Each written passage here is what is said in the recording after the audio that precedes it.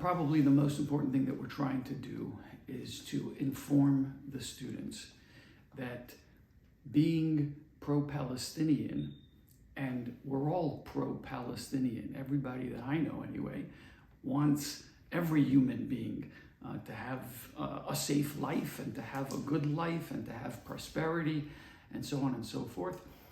But most importantly, to understand that the atrocities committed by Hamas have nothing to do with the Palestinian people.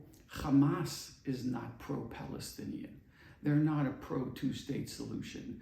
They're not pro-Israel. They're not pro-anybody other than to create an Islamic caliphate over the entire world.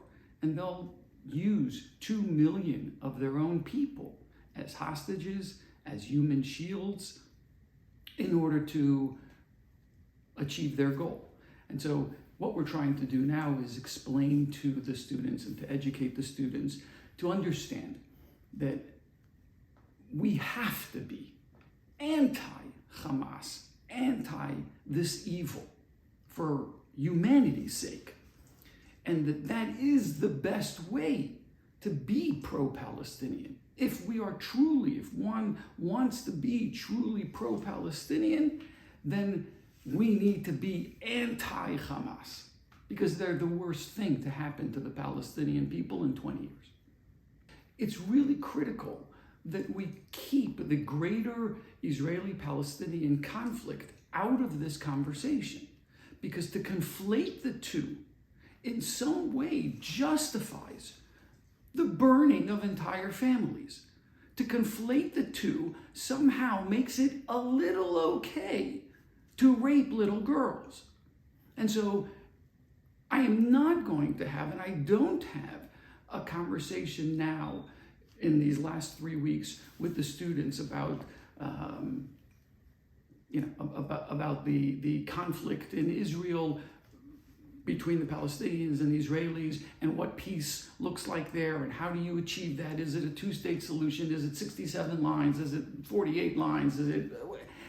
That conversation does not belong right now in any dialogue that we're having.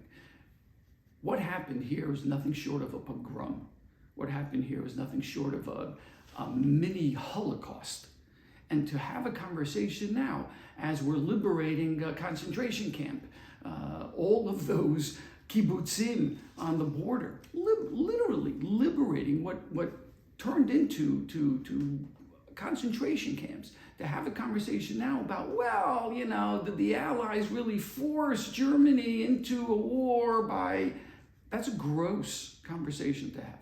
And so, no, we're not going to have a conversation about what peace looks like, because this has nothing to do with the Palestinian people, has nothing to do with the Israeli-Palestinian conflict. This is evil for the sake of evil, pure, gross hatred and anti-Semitism, and nothing more.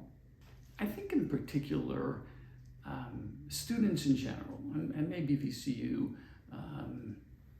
in a little greater fashion than some of the other campuses, are struggling with the idea that there can be something, somebody, an organization, a belief, a faith that is absolutely evil. They're having a hard time buying it because they have no context at all. The Holocaust, when I talk about it, it might as well just be some page in a history book. It doesn't mean anything to them. When I say to them, well, 9/11, you remember where you were 9/11? And they say, Rabbi, we weren't born yet. And so they've never experienced pure hatred, pure evil. And so when the news, starts showing these pictures, or when people start talking about what they saw and what happened there, and it's unfathomable, the brain can't hear it, they're having difficulty believing it.